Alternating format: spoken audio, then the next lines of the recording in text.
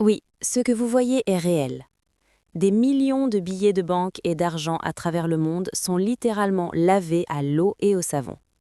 Un service et une profession en pleine expansion au Pakistan et en Inde qui ont atteint l'Irak, la Syrie, certains pays africains et d'autres pays d'Amérique latine. Les ateliers spécialisés dans le nettoyage uniforme des billets de banque n'ont rien à voir avec la contrefaçon ou l'impression de monnaie.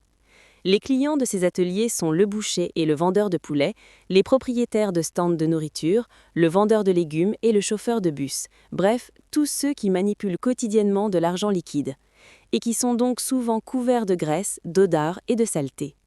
Dans certains de ces ateliers, le salaire d'un ouvrier pakistanais peut atteindre 600 000 roupies par an, ce qui équivaut à environ 2 500 dollars américains.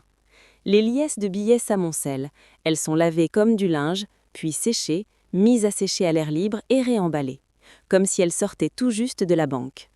Cette scène se répète dans les lieux où les populations ont vécu des guerres, des effondrements économiques et un chaos sécuritaire. Quand on ne fait plus confiance aux banques, on se fie aux murs et à la terre.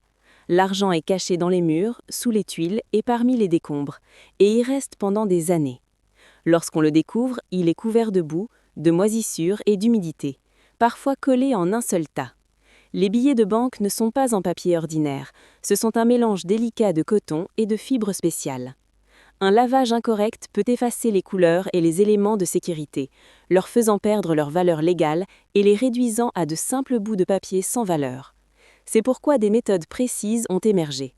Un trempage léger, un séchage lent.